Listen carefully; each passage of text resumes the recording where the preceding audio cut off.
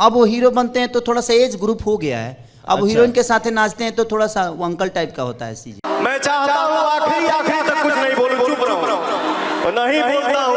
हम देखा था कि मूड जब ढेर सलकीन हो तो या तना बोलब कि फिर दिमाग में हैजा हो जाए ना। हमारा के केहू कहला कि हमारे एज हो गए आ वहां क्या सौरी घर में से निकलनी है। बजाओ सोहर बजा। पवन खेसारी में फिर से शुरू हुआ नया विवाद। आखिर क्यों पवन सिंह ने बजवा दिया खेसारी लाल यादव के लिए सोहर? खेसारी लाल यादव को पवन सिंह ने दे दिया आखिरी चेतावनी। भोजपुरी इंडस्ट्री में आए दिन विवाद होता रहता है और अब इस बीच पवन खेसारी लाल यादव में एक बार फिर से नया विवाद का सिलसिला शुरू हो गया है।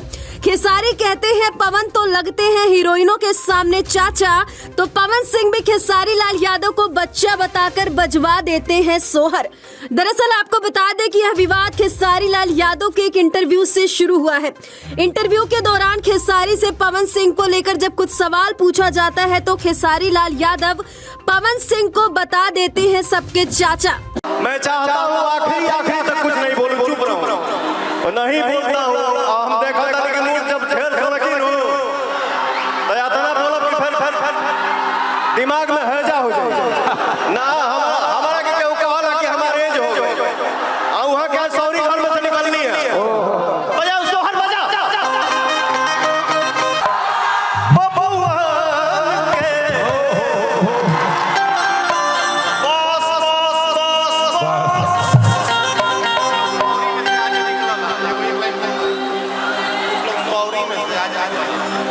अच्छा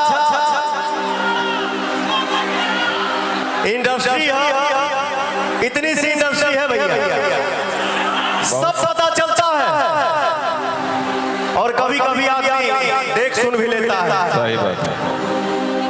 हमारे इंडस्ट्री में कुछ ऐसे कलाकार हैं, लव यू, सुन लो बतिया सुन ले, बतिया सुनो भैया हो, आप लोग सुनिए। हमारे इंडस्ट्री में कुछ ऐसे कलाकार हैं। बीकी साइड हो जाओ यार, देखने दो। क्या करें ब्रदर, सुनता हूं तो हंसी आती है। कुछ ऐसे कलाकार हैं जो आज सौरी में से निकल रहा।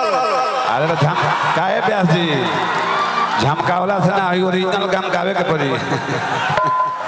डालडा में घी डालते हो तो डलते रह घी ना खाए। एगो तो ऐसा सवालों करे वाला हो मिल बड़े नहीं बोलता हूँ। हम देखा था कि मूड जब ढेर सलकीन हो तो या तना बोलब कि फिर दिमाग में हैजा हो जाए। मैं चाहता हूँ आखिरी तक कुछ नहीं बोलूं, चुप रहूं, लेकिन हमके लगता है कि चुप रहे दिया जाना हमारा। सही बात है ना। हमारा के केहू कहला कि हमारे एज हो गए, हमारे एज हो गए आ वहां क्या सौरी घर में से निकलनी है। तो वही नाम पे सोहर गा दिया क्या? सोहर बजाओ हो रहा तो बजाओ सोहर बजा।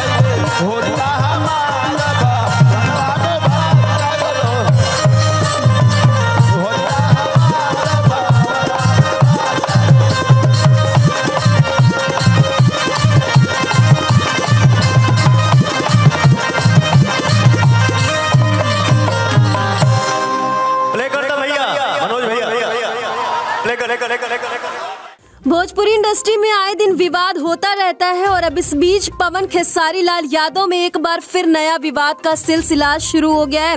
खेसारी कहते हैं पवन तो लगते हैं हीरोइनों के सामने चाचा, तो पवन सिंह भी खेसारी लाल यादव को बच्चा बताकर बजवा देते हैं सोहर। दरअसल आपको बता दें कि यह विवाद खेसारी लाल यादव के एक इंटरव्यू से शुरू हुआ है। इंटरव्यू के दौरान खेसारी से पवन सिंह को लेकर जब कुछ सवाल पूछा जाता है तो खेसारी पवन सिंह को बता देते हैं सबके चाचा और कह देते हैं पवन तो सभी हीरोइनों के सामने लगते हैं अंकल टाइप के। फिर क्या था, अब शायद पवन सिंह को ये बात बर्दाश्त नहीं हुआ और अब पवन सिंह ने भी आरजेडी एमएलसी सुनील कुमार सिंह के यहाँ सांस्कृतिक कार्यक्रम में शामिल होते हुए वहीं पर प्रोग्राम के दौरान बिना नाम लिए खेसारी लाल यादव को कहते हैं हमके क्यों कहा था कि हमार एज हो गई है और हमारे भोजपुरी इंडस्ट्री में कुछ ऐसे कलाकार हैं जो आज ही सौरी में से निकले हैं, बजाओ सोहर उनके लिए।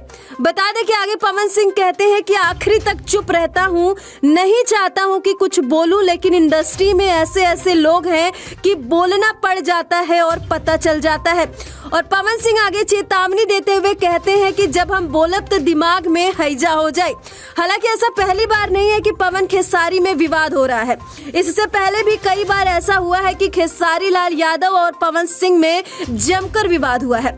फिलहाल अब देखना होगा कि पवन सिंह के इस जवाब का रिप्लाई क्या खेसारी लाल यादव फिर कुछ देते हैं या नहीं। वहीं अब आप इस विवाद को लेकर क्या बोलना चाहेंगे, कमेंट सेक्शन में जा करके जरूर बताइएगा।